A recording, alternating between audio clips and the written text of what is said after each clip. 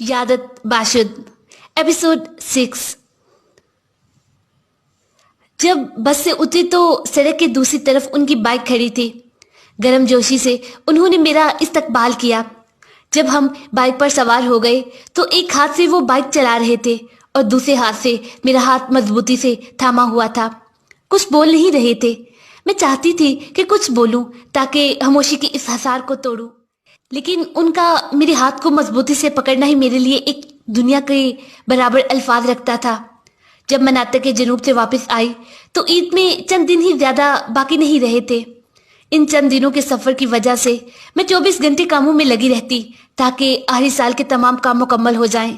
खरीदारी से लेकर घर में काम कराने के हाथ बटाने तक।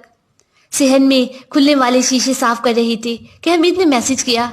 उन्होंने तहवीले साल यानी नए साल के आगाज की घड़ी जो ईद नरोज के मसादफ होती है से मुतलिक मेरे प्रोग्राम का पूछा था। मैंने कहा मालूम नहीं, शोधा के मजार जाएं अच्छा रहेगा। उन्होंने कहा मैं चाहता हूं कि हम कुम चले जाएं। उन्होंने तय कर लिया कि तहवीले साल के मौका पर हर में बीवी मासूमा सलामुल्लाह अलैहा में होंगे। मैंने कहा हम इस साल के आखिर में सड़कों पर बहुत रश होता है और हमारे पास गाड़ी तो नहीं है, हमारे लिए मुश्किल हो जाएगा। उन्होंने कहा आप अपने वालिदैन से इजाजत ले लें, खुद ही कोई ना कोई बंदोबस्त हो जाएगा। मैंने आपको बीबी मासूमा से लिया है, मैं चाहता हूँ कि जाकर उनका शुक्रिया अदा करूँ। मैंने अम्मी अब्बू से इजाजत ली। एक दिन के लिए जाकर वापस आ जाएंगे। 29 असवंत को तलुए आफ्ताब से पहले हम रवाना हो गए। हम चाहते थे कि ट्रैफिक ज्यादा होने से पहले ही किसी जगह पहुंच जाए, लेकिन सड़कों पर बहुत रश था। ऐसा लगता था कि सबने नियत की है कि तहवीले साल के मौका पर हरम में होंगे। बहुत मुश्किल से कुम पहुंचे। तहवीले साल में अभी 1 घंटा बाकी था। हम जोहर के बाद 2 बजे हरम में थे। जब हम अंदर ज़ियारत पर जाने के लिए एक दूसरे से अलहदा हुए तो ख्याल नहीं आया कि मुलाकात के लिए कोई जगह मुकर्रर कर ले। हमें लगा कि मोबाइल है और ज़ियारत के बाद फ़ोन कर लेंगे। यूं हम गए और फिर गुम हो गए। मोबाइल पर सिग्नल नहीं आ रहे थे। चंद बार एक सेहन से दूसरे सेहन हमीद की तलाश में चक्कर लगाए। मैं जानती थी कि वो भी हर जगह मुझे तलाश कर रहे होंगे, लेकिन ऐसा लगता था कि हमारी किस्मत में नहीं था मुश्तरका जिंदगी के पहले तहवीले साल के मौका पर हम एक दूसरे के साथ हों। अलहदा होना से पहले मैंने धूप के चश्मे लगाए हुए थे। हमीद इतनी देर से चादर पहनी हुई खातून में से एक ऐसी खातून को तलाश कर रहे थे जिसने वो धूप के चश्मे पहने हों। इन्हें ख्याल ही नहीं रहा था कि मैं चश्मे उतार चुकी थी। इस मजमे में गर्दन घुमा घुमा कर इस तरफ से उस तरफ इन्हें तलाश करते हुए मैं थक चुकी थी। कुम तक आने के रास्ते की थकावट एक तरफ और उनकी तलाश में गुजरने वाले ये चंद घंटे दूसरी तरफ। सेहन के दरमियान में मौजूद हौस के करीब बैठी थी कि मोबाइल पर सिग्नल आने लगे और हम तहवीले साल के 1.5 घंटा के बाद एक दूसरे को तलाश कर पाए। हमीद को देखना था कि मैंने कहा आपको ढूंढने की तरफ सेहन इस कदर मशगूल हो गया था कि तहवीले साल का पता ही नहीं चला। उन्होंने जवाब दिया मैंने भी आपको बहुत तलाश किया। तहवीले साल के वक्त हमारी जिंदगी के लिए बहुत सारी दवाएं की। मैंने इनका हाथ मजबूती से थामा हुआ था। नहीं चाहती थी कि एक लम्हे के लिए भी हमारे दरमियान जुदाई आए। इस कदर रश था कि आगे नहीं जा सके। इसी जगह पर सेहन में जरिए मुकद्दस के रूबरू हमीद ने कहा हानुम, मैं अपनी हानुम का यहाँ लाया हूँ। देखें मैं आपका मशकूर हूँ, आपने मुझे मेरे इश्क से मला दिया। सूरज तकरीबन गरूब हो चुका था। उस वक्त ना कोई होटल खुला हुआ था और ना ही कहीं खाना मिल रहा था। हम इस कदर थक चुके थे कि खाने की तलाश में जाने की हिम्मत न थी। कुछ बिस्किट खरीदे और वापसी के लिए टैक्सी पर सवार होकर मैदान हफ्तरोतन की जानब रवाना हो गए। हमने वादा किया था कि रात तक घर पे होंगे। हमीद ने चंद बार माजरत की क्योंकि हम मजमा की ज्यादती और एक दूसरे को गुम कर देने की वजह से कुछ खा नहीं सके थे। हफ्ते 2 तन मैदान से कज़वैन की तरफ कोई गाड़ी नहीं जा रही थी, इसलिए हम मजबूरन रंजान की तरफ जाने वाली बस पर सवार हो गए ताकि बीच रास्ते में उतर जाए। बुरी तरह थक चुकी थी। इस भूख के आलम में बिस्किट बेहतरीन गज़ा थे। हमीद ने हंसते हुए कहा आप कम खर्चा बीवी हैं। मैंने न सिर्फ सुबह से आपको नाश्ता नहीं करवाया और ना ही दोपहर का खाना खिलवाया है, और रात का खाना तो कज़वैन में ही खाएंगे। अगर इतनी कम खर्चा रहेंगी तो हर हफ्ता आपको सफर पर ले जाऊंगा। इसी तरह एक रोजा सफर पर बहुत ज्यादा जाया करते थे। कुंभ से वापसी पर रिश्तेदारों से मुलाकात का सिलसिला शुरू हो गया। हमीद ने मेरे लिए कोट खरीदा था। हमेशा की तरह बहुत ज्यादा स्टाइलिश लिबास पसंद किया था। आमतौर पर मेरे लिए कपड़े या असली फूल तोहफा खरीदते थे। मैं भी उनके लिए इत्र या परफ्यूम खरीदती। वो हर तरह का इत्र और परफ्यूम इस्तेमाल करते थे, गुलयास और गुले मोहम्मदी के इत्र से लेकर फ्रांस हल्दी वॉट के परफ्यूम तक। उस साल ईद पर हमीद बहुत खुश सलीका लग रहे थे। कोट सूट और धूप के चश्मों के साथ उन्होंने वो घड़ी भी पहनी थी जो मैंने उनके लिए रोजे अकद पर तोहफे के तौर पर खरीदी थी। ईद नौरोज के 2 दिन बाद जुमेरात को हमीद उसी तरह इमाम बारिया गए थे। आधी रात हो चुकी थी कि उन्होंने फोन किया और इमाम बारिया के साथियों के रद्द अमल के बारे में बताया। दोस्तों ने उन्हें आमतौर पर फौजी या आदमी के लिबास में देखा था और अब अचानक सूट बूट में वो भी स्त्री हुए। हमीद ने कहा, इमाम बारिया में सब ने खूब पजीर आएगी। सब ने मेरे कोट को लेकर पहना। मैं हमीद के लिए बहुत खुश हुई थी। खुदा हाफिज़ के वक़्त मैंने कहा, कल हम बने ज़हरा फरिश्ता हाला के घर चलेंगे। हमीद ने कहा, ठीक है चलते हैं। हम बाकी रिश्तेदारों के घर तो जा चुके हैं, आपकी सबसे छोटी हाला के घर भी चलते हैं, यकीनन खुश होंगी। सुबह जब उन्होंने घंटी बजाई तो मैं जल्दी से सबसे खुदा हाफिज़ की, जूते पहने और दरवाजे पर पहुंची। हमीद ने कहा, सवार हो जाएं, चलते हैं। मैंने कहा, हमीद जा, मजाक ना करें, हमें बुएनोस आयर्स जाना है, यानी 40 किलोमीटर का फासला तय करना है। बाइक घर पर रहने दे, हम गाड़ी पर चले जाते हैं। मैंने जितना भी इसरार किया वो नहीं माने। उन्होंने कहा, बाइक पर ज्यादा मजा आता है। जैसे ही मैं बाइक पर बैठी वैसे ही हमेशा की तरह GPS की तरह बोलना शुरू हो गई। हमीद, ध्यान रखें, सीधा जाएं, अब बाएं तरफ मुड़ें, हम मैदान के नजदीक हो रहे हैं, स्पीड ब्रेकर करीब है, अपनी रफ्तार कम करें। स्ट्रेस की वजह से मैं ऐसी बातें किया करती थी। मुझे परेशानी थी कि कहीं कुछ हो ना जाए। हमीद ने कहा, ऐसा क्यों करती हैं? चलाने वाले की तवज्जो हर तरफ होती है। मैं खुद माइकल शूमाकर हूँ। मैंने कहा, मैं अभी तक शहर से बाहर इतनी मसरूफ शाहरा पर बाइक पर सवार नहीं हुई हूँ। मेरे बस में नहीं है, मुझे डर लगता है। जब बड़ी बड़ी गाड़ियां हमारे करीब से गुजरती हैं तो मेरी पूरी ताकत के साथ अपने आप को मैं हमीद से चिपका लेती और जेरे लब दुआ करती कि सही सलामत मंजिल तक पहुंच जाएं। इस दौरान हमीद को शैतानी सूझी और जानबूझकर ऐसे रास्तों से जाते जो पथरीले होते या गढ़ों वाले। फिर बाद में कहते, देखें कितना मजा आता है, अपने आप को अगली बार के लिए तैयार कर लें, और फिर बाइक के पहियों को ऐन गड्ढे में डाल देते। उस वक्त तक तो उन्होंने बाइक पर सवार होने से भी डरा करती थी। पत्थरों और गढ़ों का तो क्या जिक्र। मैंने अपनी आंखें बंद कर ली थी और हाथों को मजबूती से थामा और हमीद के गिर्द लपेट लिया ताकि गिर न जाऊं।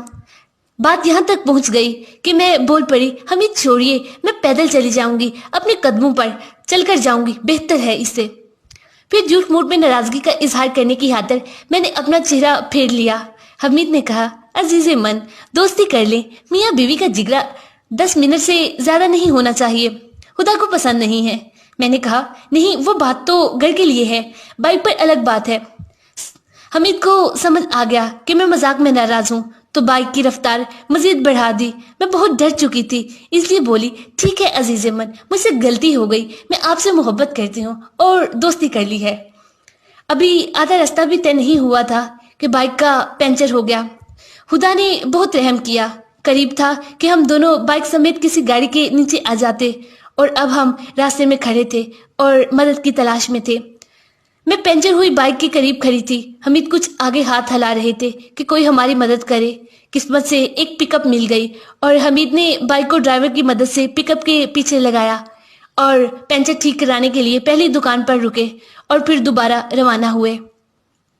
फरिश्ता हाला ने हमारी खूब मेहमान नवाजी की और हमें मजबूर कर दिया कि दोपहर के खाने पर ठहरें। जब वापसी के लिए बाइक पर सवार हुए तो सूरज गरूब हो चुका था। हम दोनों सर्दी के मारे या ठंडे हो गए थे। मेरे हाथ पांव खुश्क हो गए। जब बाइक से उतरी तो कदम उठाकर चल नहीं पा रही थी। आंखें भी दहून के प्यालों की तरह सुर्ख हो गई थी।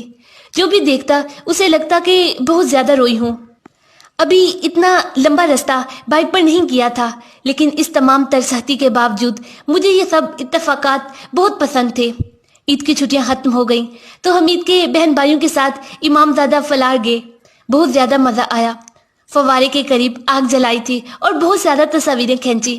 حمید اپنے بھائیوں کے ساتھ والی بال کھیلتے رہے. وہ بالکل بھی نہیں تھکتے تھے. باقی سب 10 منٹ کھیلنے کر بیٹھ جاتے تھے تاکہ آرام کریں، لیکن حمید مسلسل اپنے قدموں پر کھڑے تھے. میں دعا کرنے لگی کہ اس زندگی میں کبھی غم اور دوری نہ آئے. ابھی عید کو گزرے ہوئے چند دن نہیں گزرے تھے کہ حمید نے کہا، اس سال قسمت نہیں ہوئی کہ ساتھ میں مناطق جنوب جا سکے. مجھے اچھا لگے گا اگر ممکن ہو اور ہم کچھ دن کے لیے شہداء کی خدمت کے لیے جائیں. میں نے کہا اگر ممکن ہو تو میں بھی ساتھ چلوں گی، کیونکہ ابھی تک یونیورسٹی میں ہماری کلاسز شروع نہیں ہوئی ہیں. اسی وقت انہوں نے فون نکالا اور راہیان نور کے ڈپٹی چیف آف اسٹاف حاجی محمد سباگیان کو کال کی. حاجی حمید کو پہلے سے ہی جانتے تھے، اس لیے نہایت گرم جوشی کے ساتھ حمید سے احوال پرسی کی. جب حمید نے بتایا کہ وہ نکاح کر چکے ہیں اور چاہتے ہیں کہ میرے ساتھ خدمت کے لیے مناطق جنوب جائیں تو حاجی بہت خوش ہوئے. 18 فردین کو حج آغا سباگیان سے طے شدہ پروگرام کے مطابق ہم جنوب کی جانب روانہ ہوئے. کیونکہ قافلہ کے ساتھ جانے والی ایمبولینس میں ایک نرس کی ضرورت تھی، لہٰذا میں نے یہ کام قبول کیا. میں چاہتی تھی کہ شہداء اور راہیان نور کے زائرین کی ہر ممکنہ طریقے سے خدمت کروں.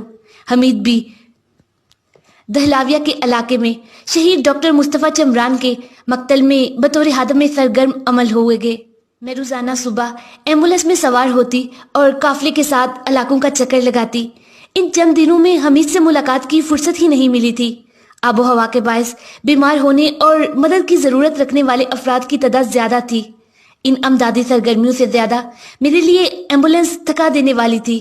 تقریباً 16 گھنٹے ہم اس جگہ سے اس جگہ حالت سفر میں ہوتے. رات ہوتی تو ایسا لگتا کہ میرے جسم کی ہڈیاں ٹوٹ جانے کے قریب ہیں. آخری رات ایمبولینس میں شہید کرر کے کیمپ آئے. یہ کیمپ دھوکہ کے سامنے شہر اندمشق کے داخلی راستے پر موجود تھا. میں نے حمید کے ساتھ طے کیا تھا کہ وہاں ایک دوسرے سے ملاقات کریں گے. آدھی رات تک بیماروں کا تانتا باندھا تھا اور میں ان کی مدد کر رہی تھی. حالات کچھ مناسب ہوئے تو میں نے تھکاوٹ کے باعث اپنا سر ایمبولینس کے دروازے پر ٹکا دیا. پاؤں نیچے کو لٹک رہے تھے. اس قدر تھک چکی تھی کہ پتہ نہیں چلا کب سو گئی. اذان فجر کے قریب ایک دل نشین مناجات کی آواز سے جو کہ کیمپ کے احاطے میں نشر کی جا رہی تھی میں بیدار ہو گئی. آنکھیں کھولی تو حمید کو دیکھا جو میرے نزدیک فٹ پاتھ پر بیٹھے تھے. چاند کی روشنی میں حمید کا تھکا ہوا چہرہ لباس آدمی اور سبز رنگ کی ٹوپی کے ساتھ اور زیادہ دیکھنے کے قابل ہو گیا تھا. میں نے پوچھا، حمید جاں آپ کب سے یہاں پر ہیں؟ مجھے کیوں نہیں اٹھا دیا؟ انہوں نے کہا، تقریباً 3 گھنٹے ہو چکے ہیں میں یہاں پر ہوں. جب دیکھا کہ آپ سو رہی ہیں تو دل نہیں چاہا کہ بیدار کروں. یہاں بیٹھ گیا تاکہ آپ کا خیال بھی رکھوں اور آپ آرام کریں. میں مسکرا دی اور بولی، حالانکہ ان چند دنوں میں ایمبولینس سے 2-3 ہزار کلومیٹر کا سفر طے کرنے کے باعث میرا جسم ٹوٹ رہا ہے، لیکن آپ کو دیکھ کر میری تمام تھکاوٹ دور ہو گئی ہے. اگر آپ کہیں تو پیدل ہی آپ کے ساتھ آباد تک چل پڑوں گی. صبح کی کھنک فضا میں ہم دونوں کیمپ کے احاطے سے نکل کر امام باریہ کی طرف چل پڑے.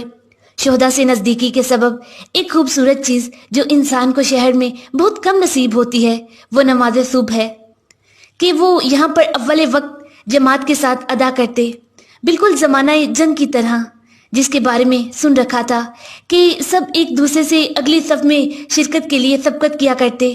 نماز فجر کے بعد حمید اپنے باقی ماندہ کاموں کو نپٹانے کے لیے دھولاوا پر واپس پلٹ گئے تاکہ کل کا وین جا سکیں. لیکن کیونکہ میری کلاس تھی لہٰذا اسی دن میں اندمشق سے ٹرین میں سفر ہو گئی اور تہران آ گئی تاکہ بس سے قزوین واپس آ سکوں. جنوب سے واپس آئے تو میرا ذہن حمید کی سالگرہ سے متعلق سوچ میں پڑ گیا.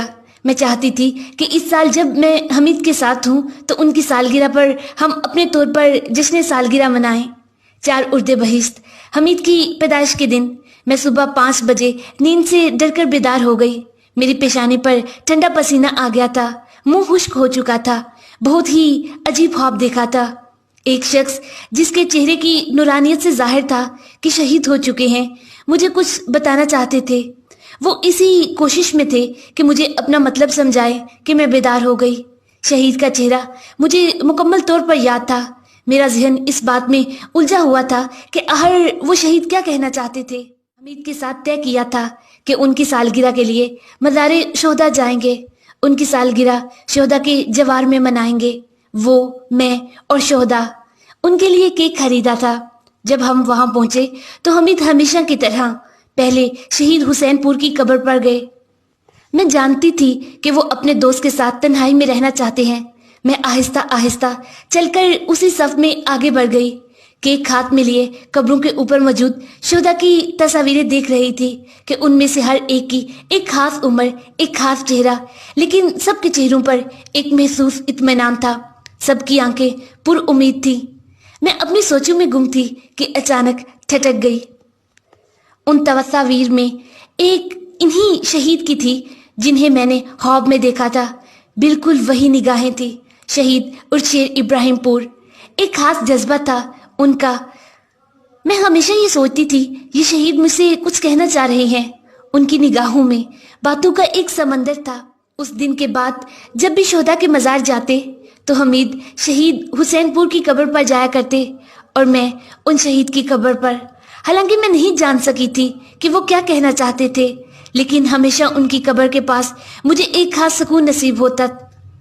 فاتحہ اور شہداء کی زیارت پڑھنے کے بعد ہم گلزار شہداء کی ہریالی سے پر حصے کی جانب آ گئے۔ باغ میں بیٹھ گئے، کیک کو درمیان میں رکھا اور تصویر بھی کھینچی۔ کیک کاٹتے وقت حمید اپنا چہرہ اٹھا کر بولے، فرزانہ آپ کی زحمتوں کا شکریہ۔ میں آپ سے کچھ کہنا چاہتا ہوں لیکن ڈرتا ہوں کہ کہیں آپ ناراض نہ ہو جائیں۔ میرا دل بیٹھ گیا۔ منہ میں موجود کیک کے ٹکڑے کو نگل نہیں سکی۔ میرا ذہن ہزار طرف جا رہا تھا۔ میں نے ہاتھ کے اشارے سے سمجھایا کہ بے فکر ہو جائیں۔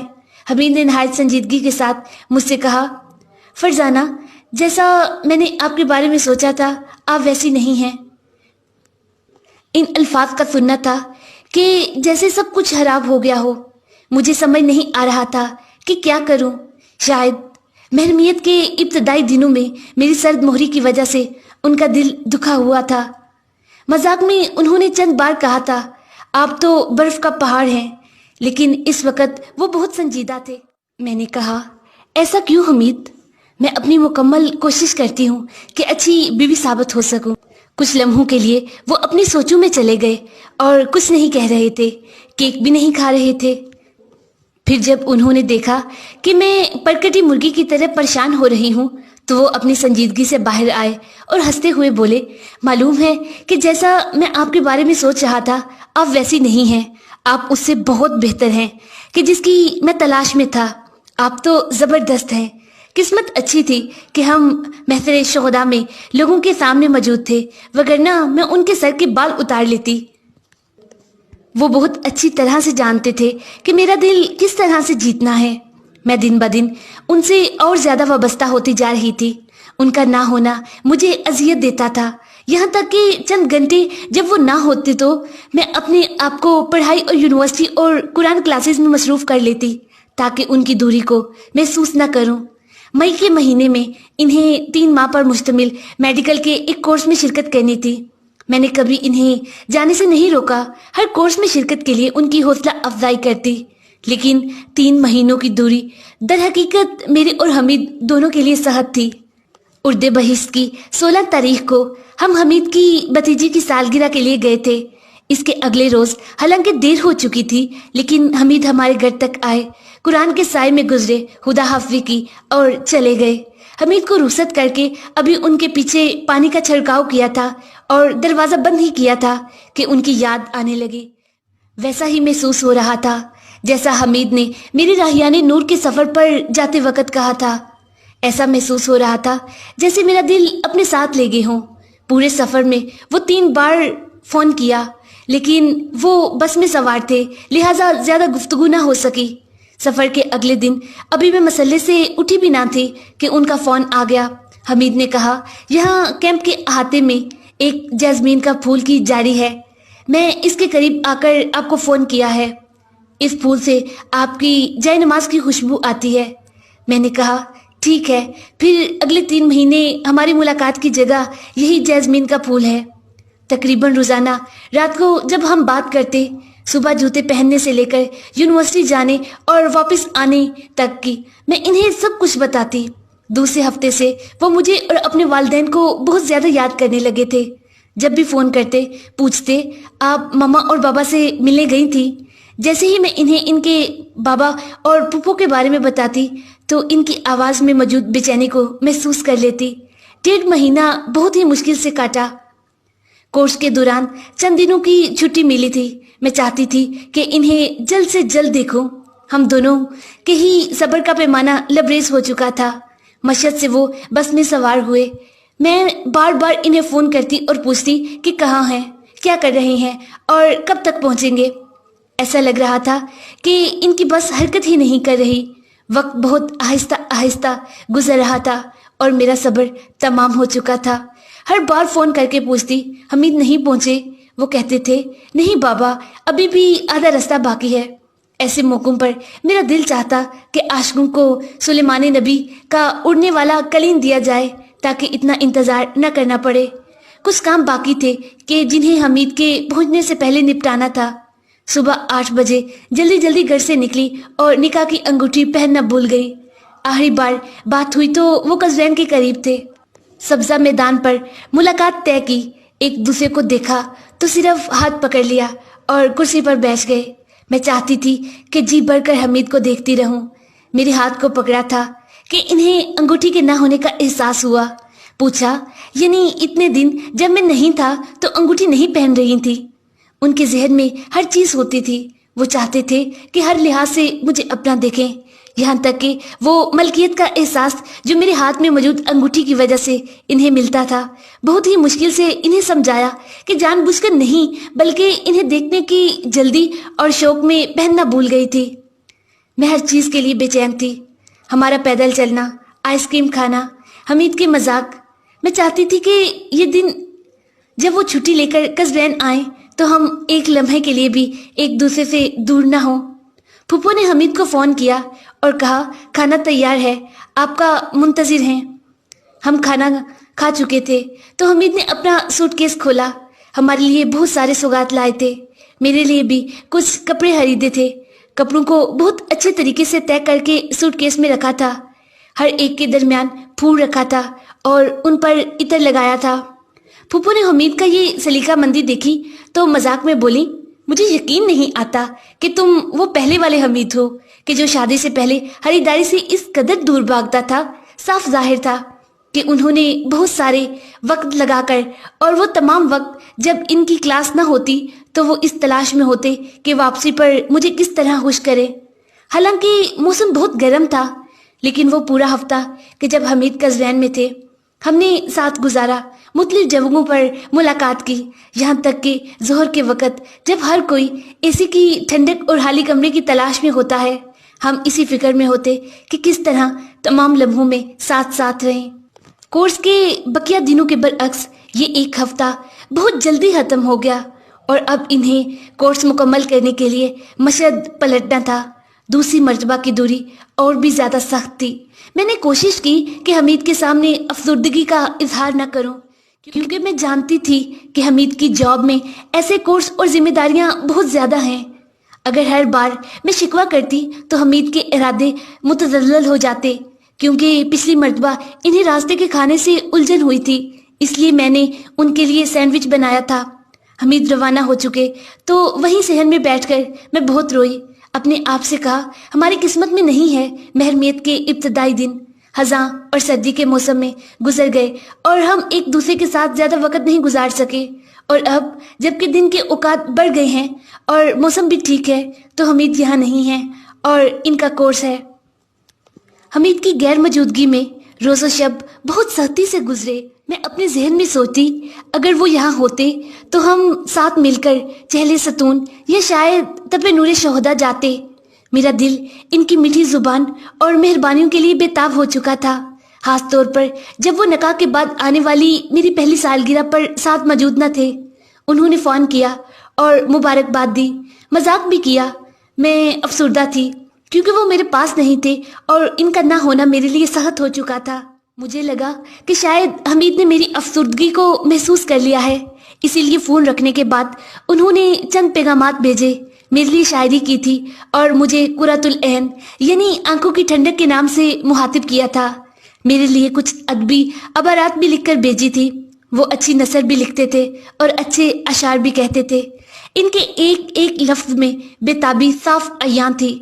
हालांकि मैं जानती थी कि ये अबारात और अशार बहुत लिख कर भेज रहे हैं, लेकिन फिर भी मजाक में लिखा, हमीद आप इंतहाब का बहुत अच्छा ज़ौक रखते हैं, वाकईन बहुत खूबसूरत अबारात हैं, किस किताब से मुंतहिब करते हैं? उन्होंने बेधड़क कहा, मुझे क्या समझ रखा है आपने, ये सब मेरा अपना तहरीर करदा है। मैंने लिखा, मैं मजाक कर रही थी अजीजम, आपका लिखा हुआ हर लफ्ज मुझे बहुत अजीज है। इनमें से हर एक को कैलेंडर पर लिखा है ताकि याद रहे। अगले दिन फोन किया तो उन्होंने फरमाइश की कि पिछली रात भेजे हुए अशार इन्हें पढ़कर सुनाऊं। इनके अशार एक अपना तरन्नुम और रिदम रखते थे। मैंने अपने तौर पर एक रिदम बनाई, गला साफ किया और पढ़ना शुरू किया। सब कुछ गलत और दरहम बरहम। जितनी भी कोशिश की मैंने कि सही तरह पढ़ने में कामयाब ना हो सकी थी। हमीद बोले, इस तरह पढ़ने पर तो आपने मेरे तमाम जज्बात का गला घोंट दिया है। हम दोनों ही हंस पड़े। मैंने कहा, हमीद मुझे नहीं आता, आप खुद ही पढ़ लें। जब उन्होंने पढ़ा तो हर चीज ठीक थी। शेर का वजन, काफिया और रिदम सब अपनी जगह पर। शेर के दरमियान वो चुप हो गए और बोले, मैं नहीं पढ़ूंगा अजीजम, मजा नहीं आ रहा, आप ही पढ़ें ताकि कुछ हंस सकें। माह तीर की 19वीं तारीख को मशहद में उनका कोर्स मुकम्मल हुआ। हमीद नहायत ही जबरदस्त कारकर्दगी के साथ कामयाब हुए। इनके तमाम दरूस में 19 या 20 नंबर आए थे। मैंने भी अपने इम्तहानात बहुत अच्छे दिए थे। उन्होंने एक बार फिर बहुत सी सौगात और चीजें खरीदी, खास तौर पर एक इतर जिसे इस्तेमाल करने का कभी भी दिल नहीं होता था। जब खत्म होने लगा तो इस डर से बहुत कम लगाती थी कि कहीं खत्म ना हो जाए। छोटी से छोटी चीज जो वो मुझे देते थे मेरे लिए मोहब्बत के काबिल होती थी। माह रमजान में अच्छा माहौल था। हम फुप्पो के घर जाते या हमीद हमारे घर आते। बाज दफा अफ्तार तैयार करके शोहदा के मज़ार पर ले जाते। अफ्तार पर फुप्पो के घर हमारी दावत के दौरान शादी की तारीख की तय करने की बात निकल आई। हमीद ने कहा, क्योंकि हमने आगा सईद के बाद अकद किया है, लिहाजा पहले उनकी शादी की तारीख तय होने दें। फुप्पो ने हंस कर कहा, जहां तक मुझे याद है तुम्हारी पैदाइश के वक्त हमें लगा था कि सिर्फ एक बच्चा है। पहले तुम पैदा हुए थे, फिर 5 मिनट के बाद सईद पैदा हुआ था। अगर छोटे बड़े का लिहाज रखना है तो पहले हमीद की शादी करनी होगी। लेकिन हमीद भी नहीं माने। इनका ध्यान इन छोटी छोटी बातों की तरफ होता था। जब आगा सईद की शादी की तारीख पक्की हो चुकी तो हम लोगों ने भी अबान की दूसरी तारीख अपनी शादी के लिए तय की। तारीख तय होने पर अगले ही दिन से हमने तैयारी के लिए काम शुरू कर दिए। निकाह पर तयशुदा अहद के मुताबिक 4 चीज़ें यानी फ्रिज, टेलीविजन, कारपेट धोने की मशीन और वॉशिंग मशीन का हमीद ने बंदोबस्त किया। बाकी चीज़ों के लिए भी जहाँ तक मुमकिन हुआ हमीद हमारे साथ आए और हमने मिलकर खरीदे। हम बहुत ज़्यादा महंगी चीज़ों की तलाश में नहीं थे। जिस भी दुकान पर जाते ईरान में तयशुदा इशिया तलाश करते। हम दोनों की राय ये थी कि जहाँ तक मुमकिन हो हमारी ज़िंदगी का साजो सामान ईरानी ही हो। हमीद ने सामान खरीदने के पहले दिन कहा था, जब सैयद अली हामिनाई ने कहा कि दाहली यानी ईरान में तयशुदा इशिया की हमायत करे, तो हमें इस बात पर ध्यान देना है और ईरानी चीज़ें खरीदनी हैं। शहरियों की 16 तारीख को आगा हमीद की शादी थी। बहुत अच्छी हुई, लेकिन हमीद के रवैये से जाहिर था कि वो ज़्यादा खुश नहीं हैं। इनकी निगाहों से फिक्रमंदी जाहिर थी। अपने जुड़वा भाई की शादी पर उनका एक खास ही मिजाज हो गया था। शादी की रस्म के बाद मैं हाल के बाहर इनका इंतजार कर रही थी, लेकिन हमीद इतना महव थे कि मुझे वहीं हाल के सहन में भूल गए। कुछ कदम आगे बढ़े तो इन्हें याद आया कि मैं भी हूँ। मैं इनसे नाराज हो गई। चंद एक बातें मजाक में की ताकि इनकी शर्मिंदगी से जरा लुत्फ उठाऊं। मैंने हमीद से कहा, वाह वाह हमीद, देखे तो सही हम किसके साथ पिकनिक पर जाते हैं, किसकी याद में दीवार पर लिखते हैं। हर कौन अपनी बीवी को यूं भूल जाता है हमीद। ایسے موقعوں پر میں انہیں جوش دلاتی تاکہ وہ میرے نخرے اٹھائیں۔